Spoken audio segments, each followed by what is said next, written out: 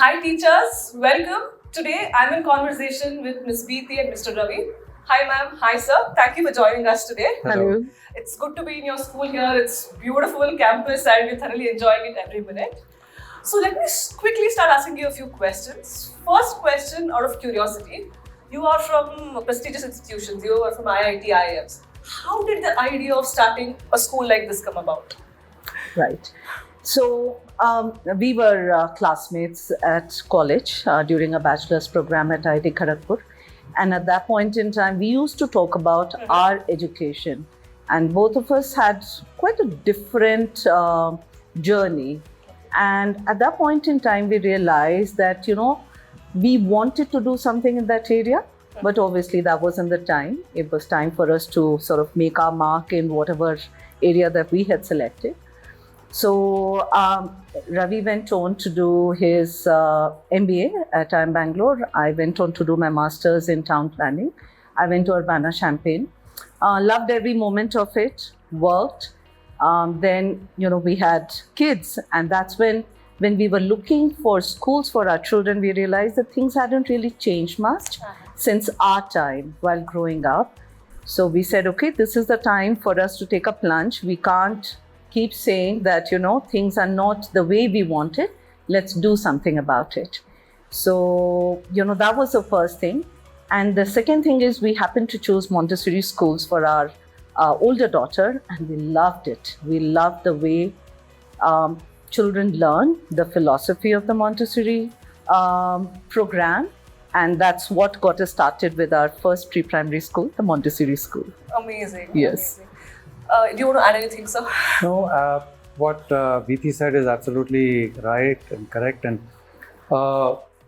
like she said, our journeys have been very different. And at some point in time, we had decided that, look, this is going to be our calling in life, and we want to start a school. And this Montessori environment that our daughters went through really inspired us quite a bit. And I kind of connected it back to my own childhood, and I said, you know what, I would have really loved it if I was in a Montessori environment like this, where I'm learning by doing, building things, touching things with my hand, feeling, hearing. I mean, it's igniting all my senses, it's exciting all my senses. And I would have really loved to, learn like that. And that inspired us quite a bit. So we set up our first Montessori school, and then the second, and then the larger school, and that's how it happened. So we were just going through a campus. As I was saying, it's a beautiful campus, a lot of air, sunlight.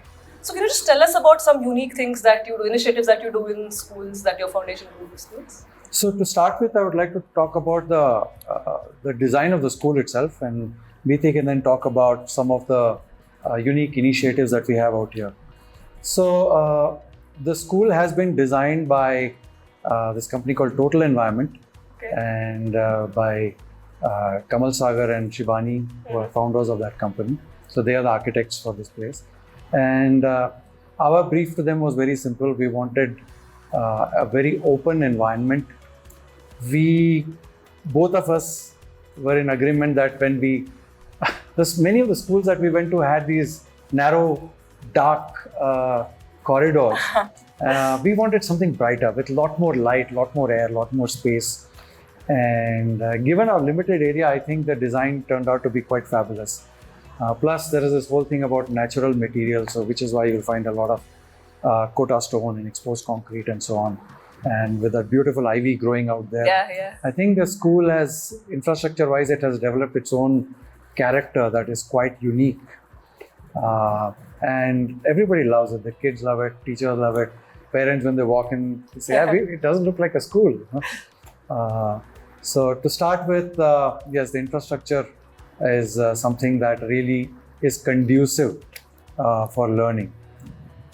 With respect to initiatives in the school, there are many unique things. I think, Bithi, you want to add some of those things? Yeah, I think we can go on and on about many things.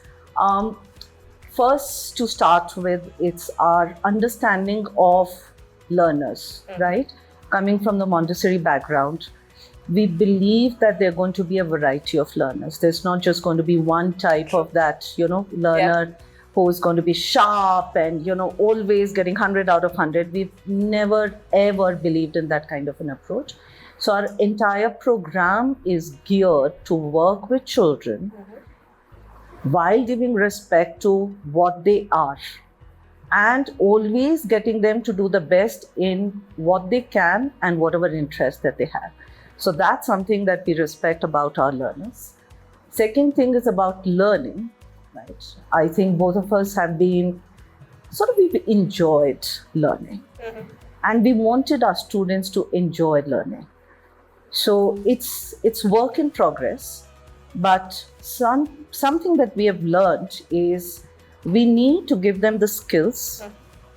We need to excite the children in whatever that they are learning, develop their say in it, reflect upon it, develop their unique perspective about it, and then do their work rather than teachers telling them what exactly is to be done.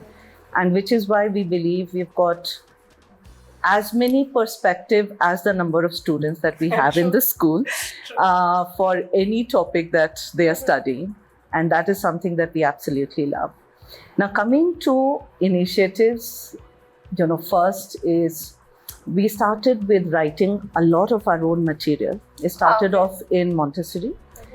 There were these amazing books that we wanted to give to our students, but they were about 10,000 rupees a set at that point in time. And we said, that's really expensive. Our, students won't be able to afford it. So we wrote a very first set of books that we call as the Sparkle books, which are read by the students of Montessori 2 and 3.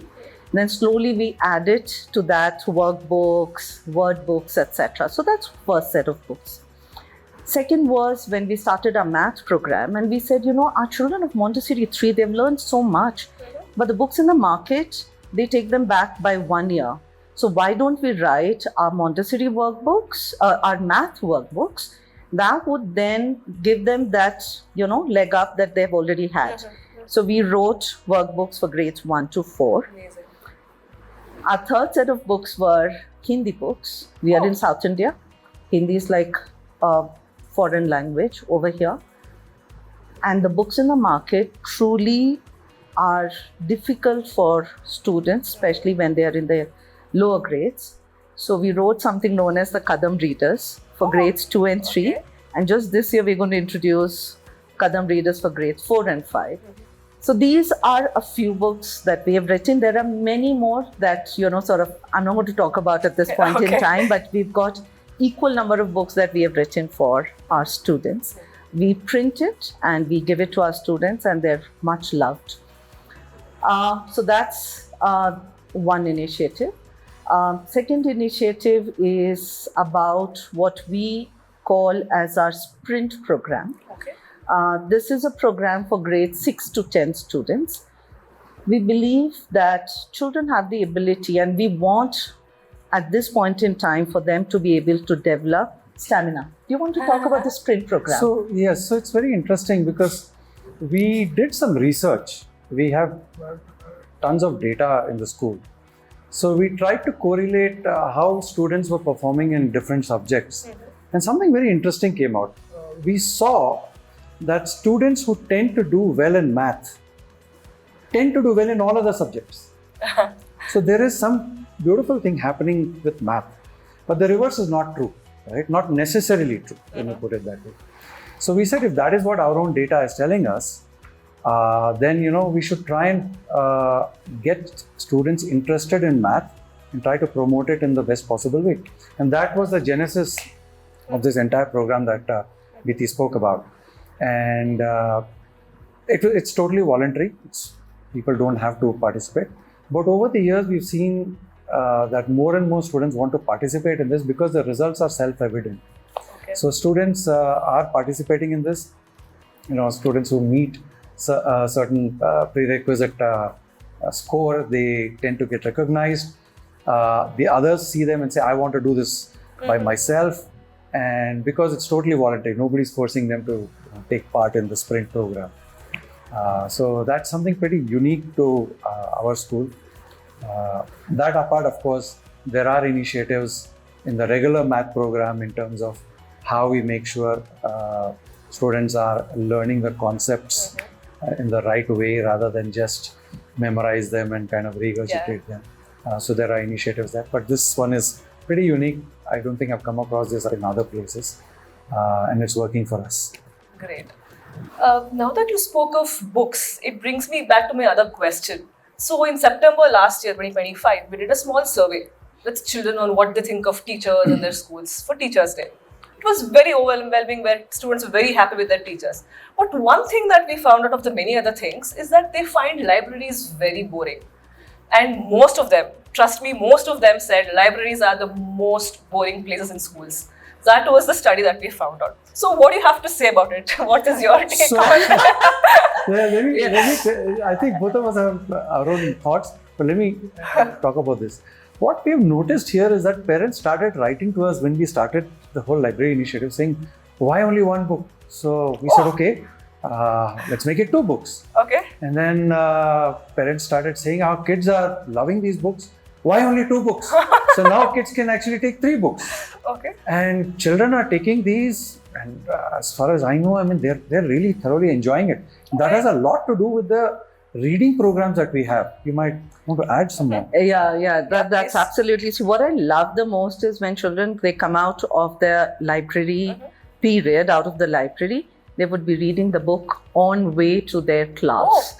So while Ravi mentioned that they could take up to 3 books, if they get a note from their parents, they can take up to 6 books from the library. So that's one. Right from grade 3, we promote the reading of Amar Chitra Katha because that's how they get to know about some of the historical personalities. So every time they borrow a book from the library or borrow books from the library, they also get to borrow one Amar Chitra Katha. So this is so that by the time they come across Alauddin Khilji, etc., they've already read about some of these personalities in the in Amar Chitra Kathas, etc.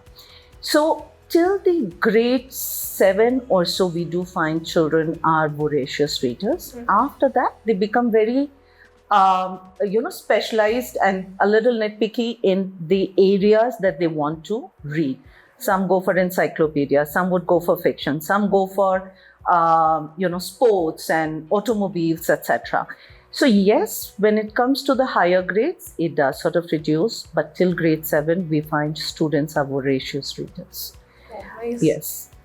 On a generic note, do you see libraries? How do you see libraries becoming a little more engaging? Can there be ways which can make children across age groups, not just till grade 7, maybe till grade 12, or maybe lifelong readers? Do you see any tips on how we can make it a little more engaging? So, if you look at the structure of any library, right? I mean, you're just surrounded with a bunch of books put on shelves, and there are some spaces, tables, and so on for you to sit and read. That's the basic structure of a library. And there has to be silence. That is not going to change much, right? The question that comes back is, how do you get children excited in terms of reading books? It really comes back to that. While in our school, our reading program is encouraged in a big way, we do a few other things. For example, every year when we conduct our annual day, I personally speak to all the parents, and every year the message is packaged in a different way, but it all comes down to the fact that they and us, school and parents, need to encourage their children to read. And we show them evidence of the incredible research that has been done that connects children's intellectual development to the act of reading. And at the end, I have my favorite photo, which I show a house with this kid is there when he or she is surrounded by books and say, this is how your homes need to be like. So I think these are all interconnected. Fundamentally, a library, it's very hard to change the structure of a library. You might have certain desks where somebody can put on a headset and see a video or some such thing. But beyond that, it's a room surrounded by books and you have a space to read. So I have 2-3 other things to add to that. We do have authors visiting the school, our school and the other campus, and we do see students get interested in what the authors say, and then they pick up the books written by the authors. So that is one thing. Second is when they are they come against excerpts from some books, those are interesting and they catch their attention or fancy. We do find children asking for those books, and they say, we want to read the book, to the extent that we had some students ask for the Constitution of India. Oh yes. I remember, and very, very pleasantly happy and surprised about the thing. And third is, yes, we do sometimes have audiobooks in the library where, again, we can't have them hear the entire bit, but sometimes excerpts, and sometimes if it's a very short story, and that does wonders for our students when they hear some of these stories and then they want to read more. So these are a few initiatives that we have carried out in the school, and we do find that there is an overwhelming response to these. There are also other things. We should talk about the William Dalrymple chapter. Oh yes. And then how that impacts reading. So they come back to the library and borrow more books. Yes. So our grade 6th, 7th, 8th had more or less completed their portions, and they had about 4 periods. So I had just read this book, The Golden Road by William Dalrymple, and the introduction is absolutely amazing. It very succinctly talks about role of India in Southeast Asia. So I said, this is something that will inspire students, and they will, sort of develop some sort of, interest in reading further. So we had the children read the introduction, and by and large, we got such amazing reviews from the students saying that they loved it, they would like to read the book. It's just a slightly thick book. It's about this much, and it'll take them some time. But yes, these are some of the initiatives that we keep trying every now and then. Give them interesting excerpts at the right age, and then they want more after that. Yeah. You mentioned audiobooks, etc. So do you think the mode of library should be changing in the future and not just, sticking to books? At the end of the day, reading is what is important. So do you see in the future, maybe not near future, at least in the future, where the mode of a library operating will change, maybe like audiobooks, podcasts, I don't know. So what is your thought on this? Okay. I'm going to take up this one. I read a book and I hear the same book, then I walk. Personally, I'm a visual reader. Absolutely. I love it. And I think research might say 77% students are visual readers. I think eventually, because of the way we work, about 90-95% of them become visual learners. So for them, it is extremely important to read from the books. That's personally what I believe. Yes, they can always hear the same thing, watch a few videos, etc. But at this point in time, reading and consuming reading is extremely important. The other thing would be listening, right? So the minute we talk of audiobooks, podcast is going to be listening. And yes, I can tell you, when I started listening to books again, it took me a while to start focusing on it. but about a month's time or so, it was similar to reading. But when I'm reading, I can go back very easily to 100 pages, right? Oh, you know what? There was a mention of such or such person on that page. Let me go back. Let me read up and come back. But when I'm listening, for me to be able to go back, unless the technology allows it, it is slightly difficult. So I still think we are going to be reading more than listening. That's my personal belief. But let's say give another year or 2 years, technology is moving at a very fast pace. Ravi, you want to add something over here? There is another way to view this also. When I'm reading, I am the one who's performing an activity. My brain, I'm engaging my brain in that activity. But when I'm listening or when I'm watching a video, something else, another entity is doing something, and I'm an external participant in that particular event. So this makes a huge difference, because when I'm actively engaging my brain, I am developing these connections, in these neurons. They are connecting all over the place, and I'm connecting different things that I have read. So today I might have read an Amarchitri Katha with something. Tomorrow I'm reading some other book. Day after tomorrow, my parent tells me something something that came in the newspaper, and then I read that. Somewhere at some point, some connections take place, and I'm able to broaden my horizon. My worldview expands. I'm not saying that listening is, doesn't have a place under the sun, or watching videos, they don't have a place. But reading is the overarching skill that needs to be developed. In fact, we see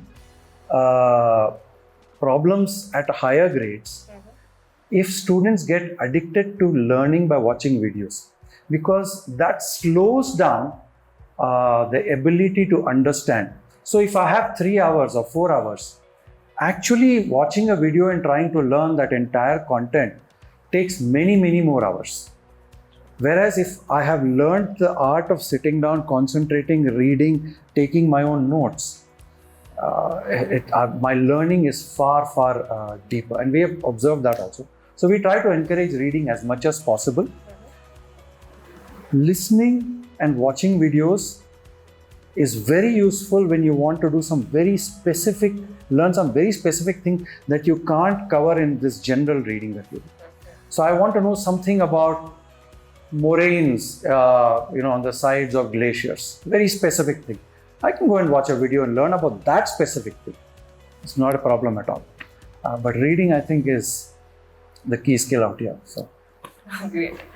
You were mentioning about technology now. So let me move to that part. So there's a lot of talk on AI today. So recently Delhi had a conclave where everybody from around the world were here discussing AI.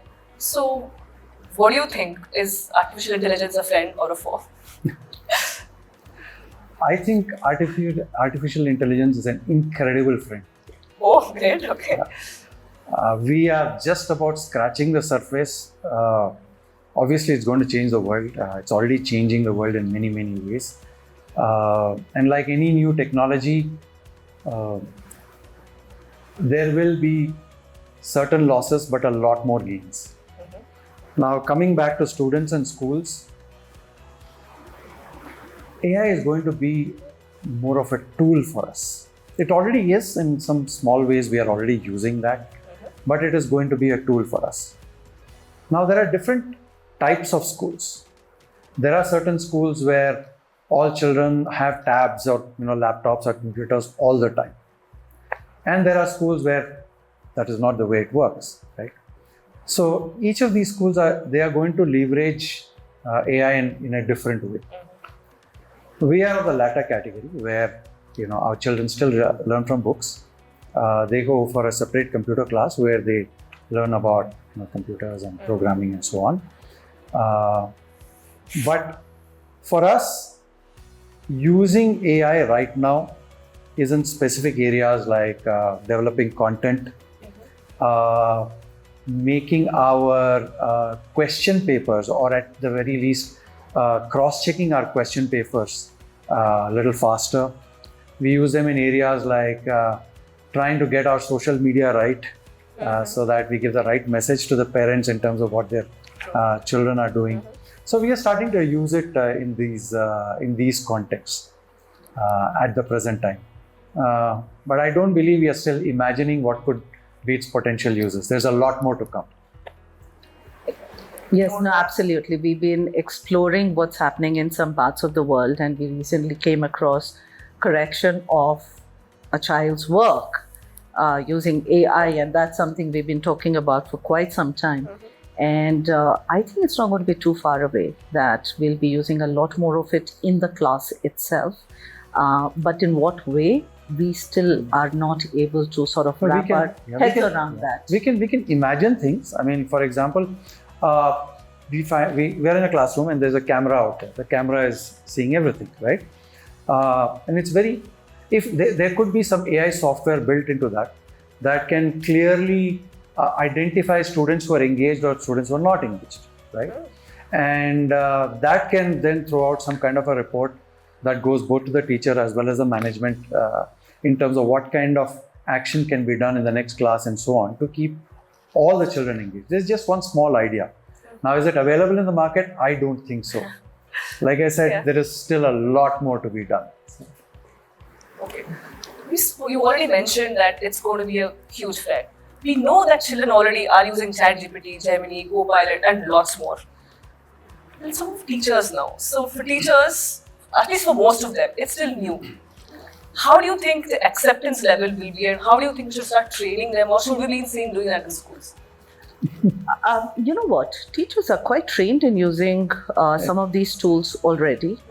They do their research work using ChatGPT, etc. They're using these tools to generate interesting questions, very quick Google form, a very quick set of MCQs for the children.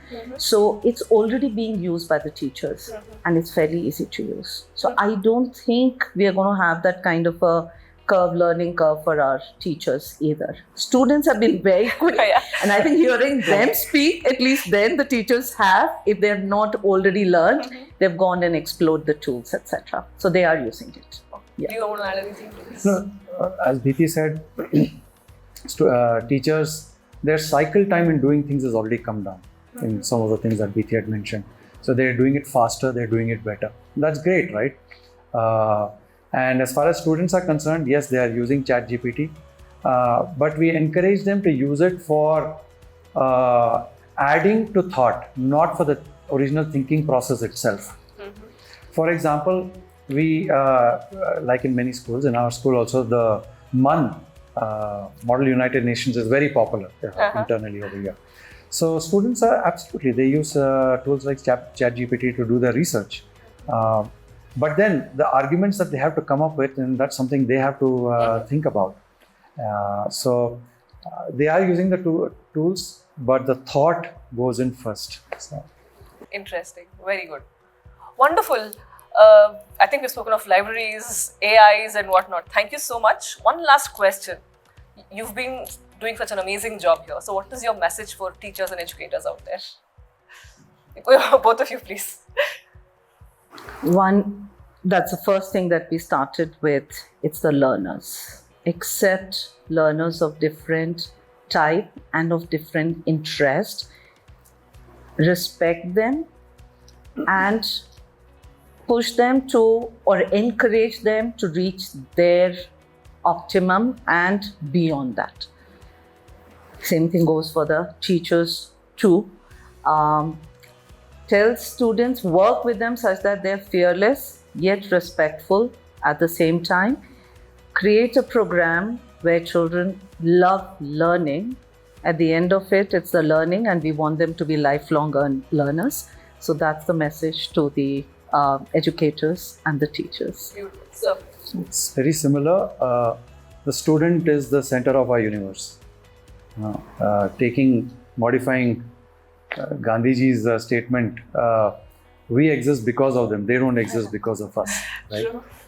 Sure. And you know, a lot of times we see unnecessary industrialization of processes, in which case children just become another raw material that is being processed. But that's not what it is. Every child is unique. If I'm a parent and I'm sending my child to the school, I want my child to have that kind of an attention, right? So the message to educators is every single child is important. If there is something that you observe where we can help that one child, just because we will break a process, we cannot keep quiet. Let's break the process and help that child. And I think that's how it should be. So. Great. Thank you so much. It was wonderful talking to you. A lot of insights. Thank you. Thank you, teachers. Stay tuned for more.